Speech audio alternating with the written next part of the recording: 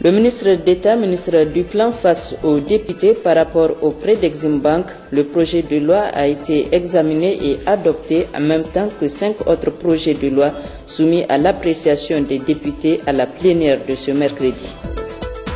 Début du brevet sportif 2013-2014 sur toute l'étendue du territoire national, le coup d'envoi a été donné ce matin par la ministre des Enseignements secondaires. Troisième sommet de l'Union africaine des télécommunications sur la migration numérique et les politiques du spectre à Nairobi au Kenya. Le Niger représenté par le ministre de la Communication et des Relations avec les institutions. Monsieur et Mesdames, bonsoir et merci de nous recevoir chez vous. Retenez tout d'abord à l'Assemblée nationale, 6 projets de loi étaient en examen ce matin à la plénière, entre autres le projet de loi autorisant la ratification de la Convention cadre de crédit Exim-Niger signée le 30 septembre 2013 à Beijing entre la République du Niger et la Banque Export-Import de Chine. Un projet de loi voté à 69 voix pour, 18 contre et 0 abstention. Résumé des discussions avec Salif Garba et Hamsatou Mahamadou. La séance plénière de ce matin a porté sur l'examen du projet de loi autorisant la ratification de la Convention cadre de crédit Exim signée le 30 septembre 2013 à Beijing entre la République du Niger et la Banque Export-Import Chine Exim Bank. Ce crédit d'un montant de 1 milliard de dollars US équivalent à 480 milliards de francs CFA relatifs au financement de divers projets au Niger. La Commission des Affaires étrangères et de la coopération a, à cet effet, présenté à la plénière le rapport de l'examen au fond du dit projet. Il faut noter que l'examen de ce projet de loi de ratification de la Convention cadre de crédit a fait l'objet de plusieurs questions préjudiciaires.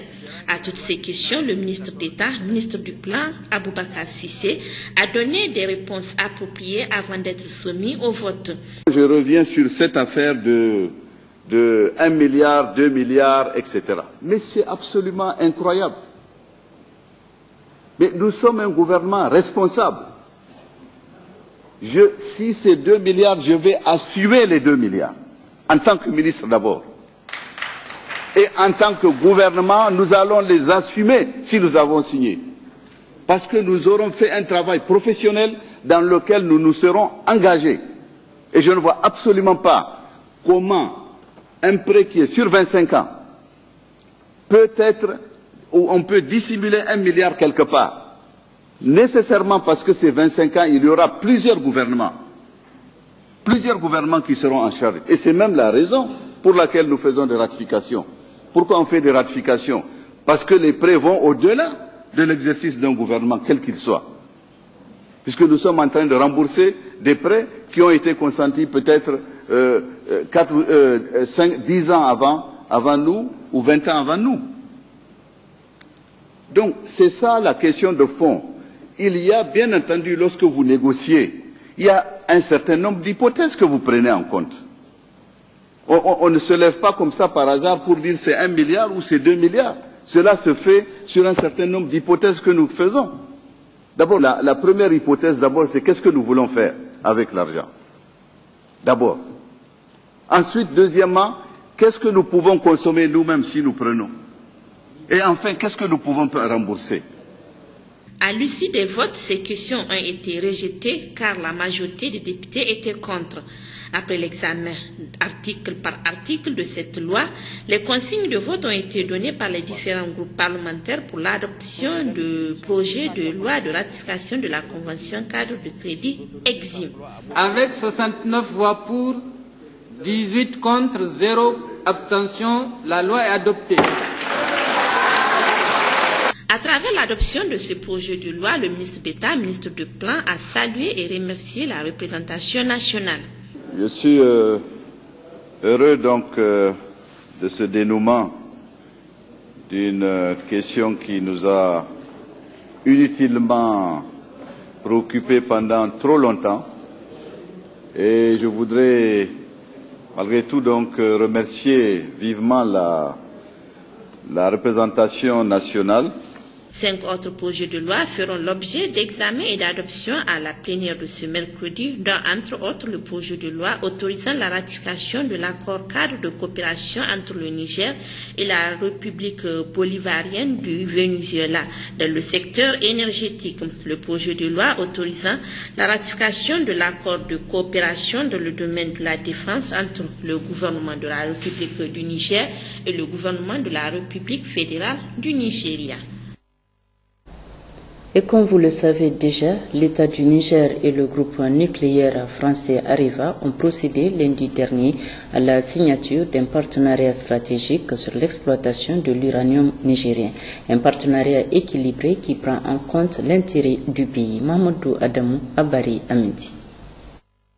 Le protocole d'accord stratégique signé ce lundi 26 mai 2014 marque la fin des négociations menées dans la durée et surtout avec discrétion.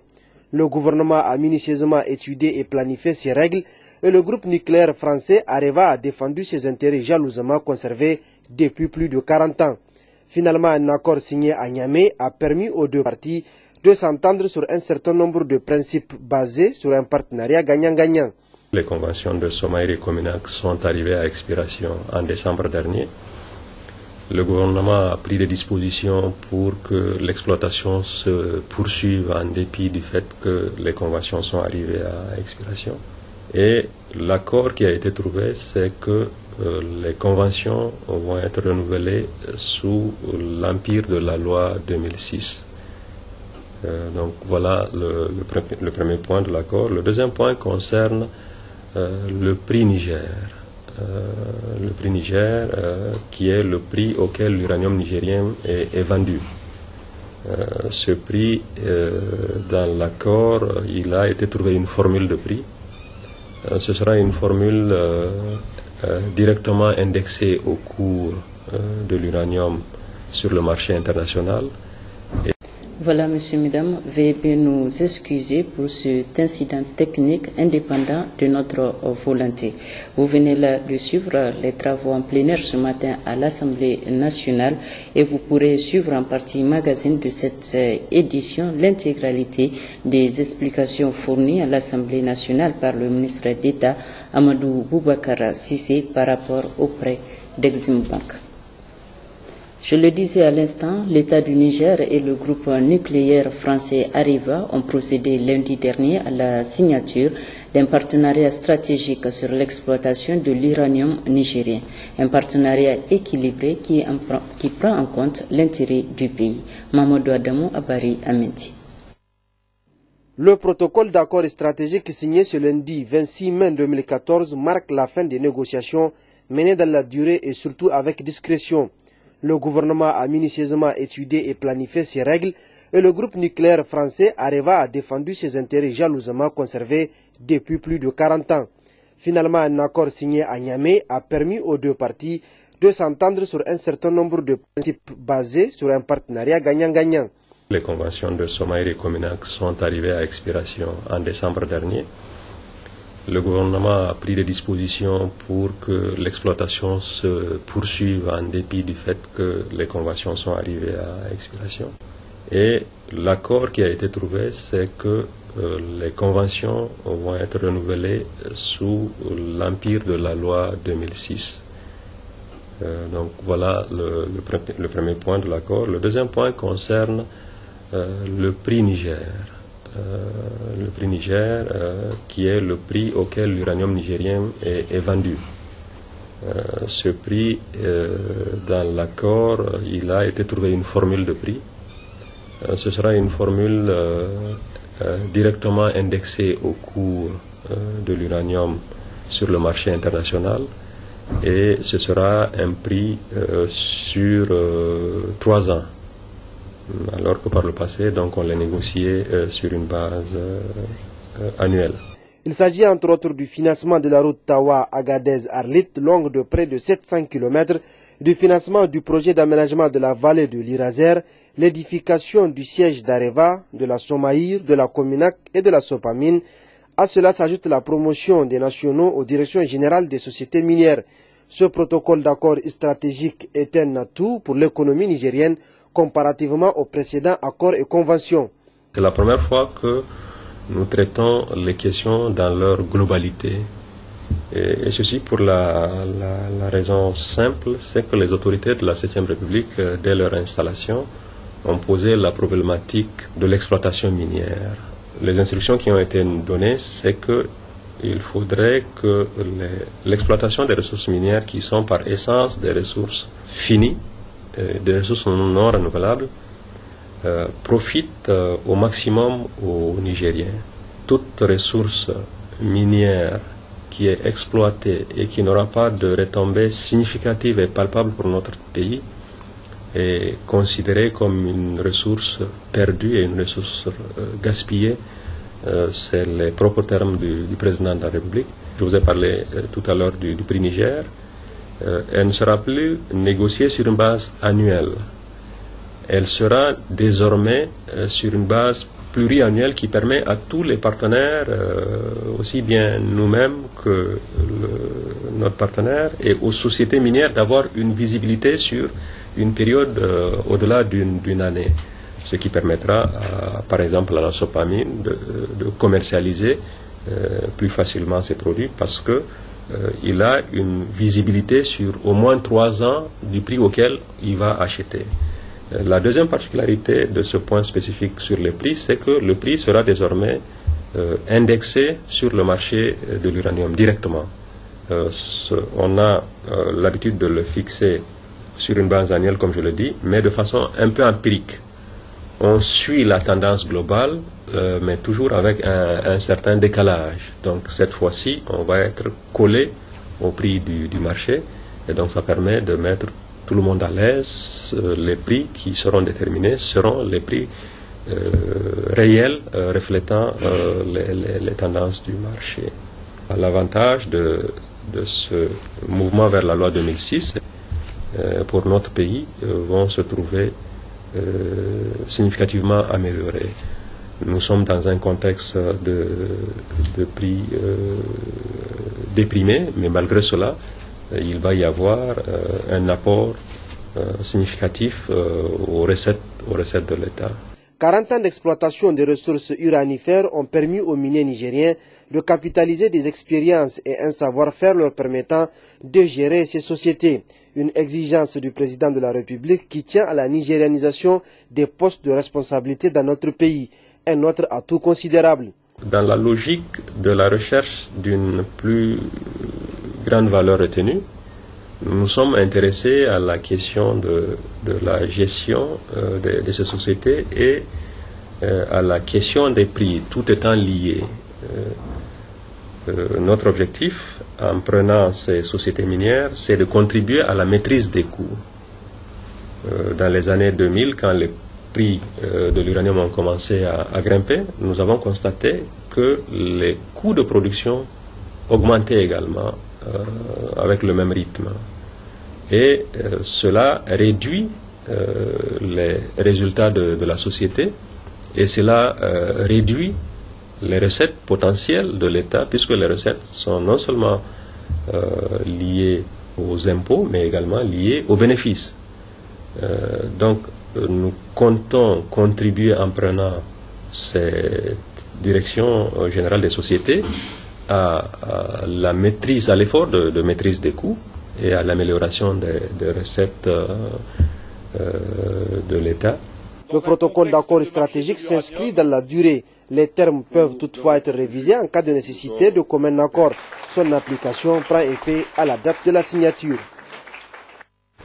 Suite donc à ce protocole d'accord entre le gouvernement du Niger et Areva, les citoyens se sont prononcés. Ce soir, les réactions à Tillabéri, Zender et Difa. Dit ouf, parce qu'au moins on est parvenu à un accord.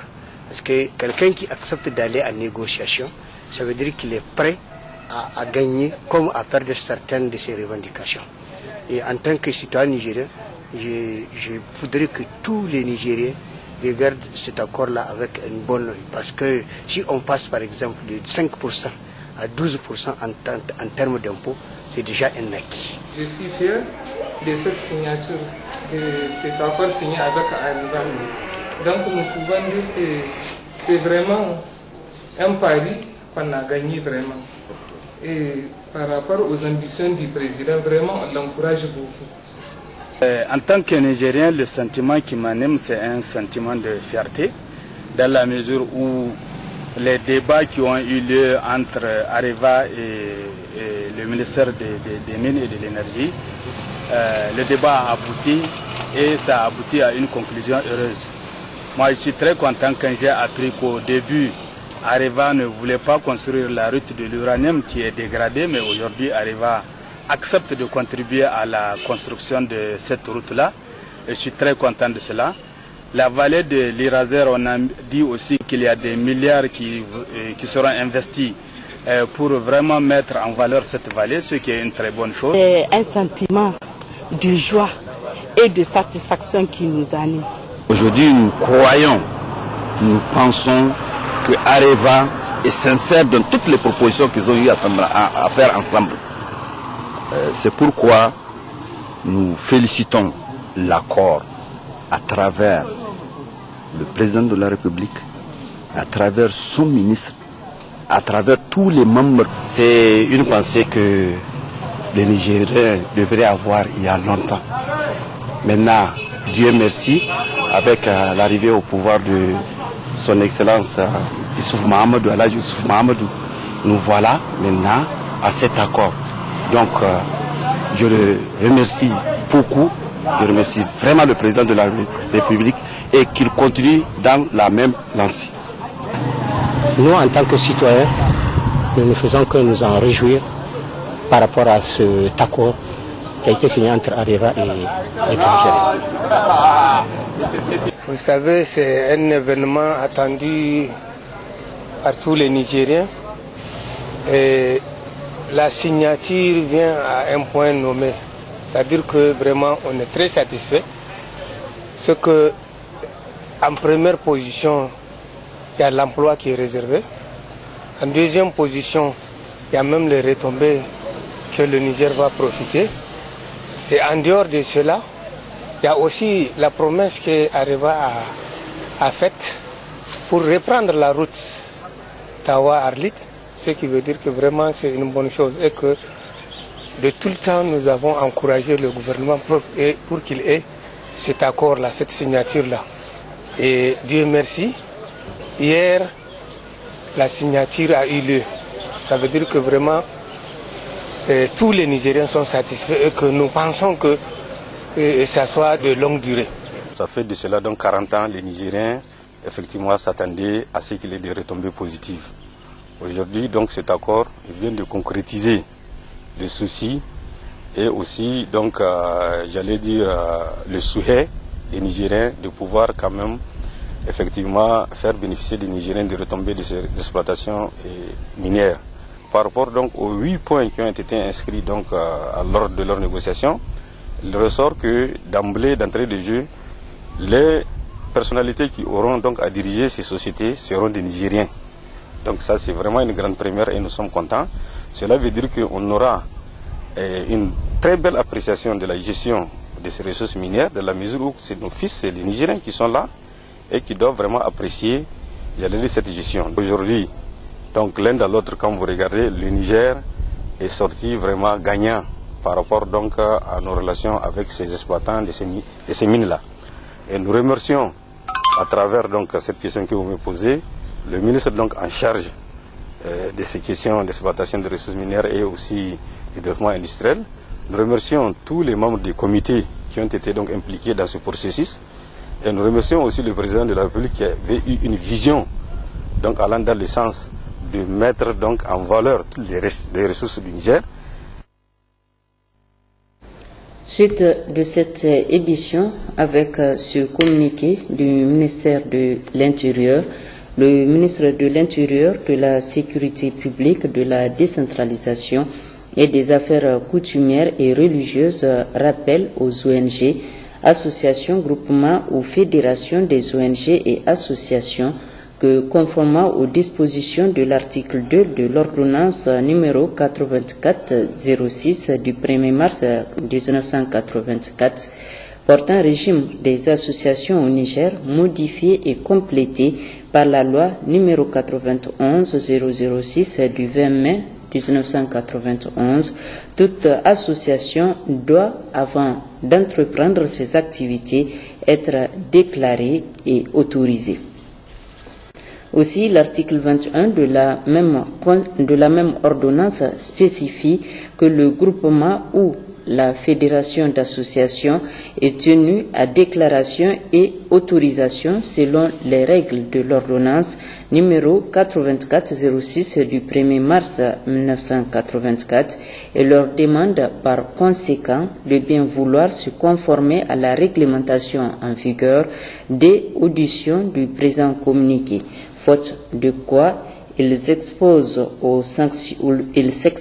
sanctions prévues à l'article 23 de l'ordonnance numéro 8406 du 1er mars 1984 portant régime des associations au Niger, qui stipule que toute personne qui aura participé à quelque titre que ce soit à la création et ou à l'administration d'une association non déclarée sera puni d'un emprisonnement de mois à 1 an et d'une amende de 10 000 francs à 200 000 francs CFA ou de l'une de ces deux peines seulement.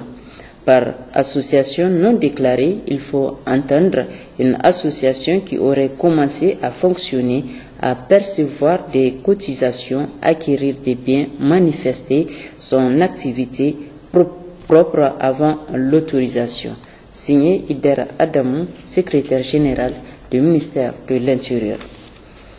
À la tête d'une importante délégation, le ministre de la Communication et des Relations avec les institutions prend part à Nairobi au Kenya au 3e sommet de l'Union africaine des télécommunications sur la migration numérique et les politiques du spectre. Un sommet de 112 heures qui permettra aux différents décideurs politiques, régulateurs, industriels et opérateurs de radiodiffusion et consommateurs d'échanger sur différents thèmes. Rahil Tcheb. Le sommet sur la migration numérique et les politiques de spectre est régulièrement organisé depuis 2011 par l'Union africaine des télécommunications dans le cadre de la mise en œuvre de l'accord de Genève 2006 relatif à la planification de services de radiodiffusion numérique terrestre. L'objectif principal du sommet est d'obtenir l'approbation des décideurs concernant les actions menées jusqu'ici pour élaborer le canevas des étapes suivantes de la transition d'abandon de la radiodiffusion analogique par l'Afrique et l'utilisation harmonisée du spectre de dividendes numériques. Les acteurs de la radiodiffusion auront au cours de ce sommet à examiner les problématiques et défis majeurs auxquels ils sont confrontés afin d'être au rendez-vous du 17 juin 2015, date butoir retenue au niveau mondial pour l'extinction de la diffusion de la télévision analogique. Après l'ouverture officielle des travaux de ce sommet qui a regroupé les ministres du Burkina Faso, du Burundi, du Gabon, du Kenya, de la Zambie, le ministre Yahouza Sadissou, ministre de la Communication et des Relations avec les institutions et également vice-président du comité interministériel pour la mise en œuvre de la stratégie vers le numérique, a présenté l'état des lieux en la matière au Niger depuis son adoption le 12 avril 2013 par le gouvernement de la 7e République. Le ministre Yahouza a aussi rappelé la ferme volonté politique des plus hautes autorités du Niger à s'inscrire dans le respect de la date butoir du 17 juin 2015. La récente décision prise en Conseil des ministres du 23 mai 2014 qui autorise le préfinancement des investissements réalisés dans le cadre du passage au numérique par le Fonds d'investissement pour le développement en est la parfaite illustration. Le ministre de la Communication a également saisi l'occasion pour exposer aux opérateurs de l'industrie mondiale de l'audiovisuel et du mobile les potentialités économiques et d'investissement qu'offre le programme de la renaissance du président de la République Issoufou Mahamadou.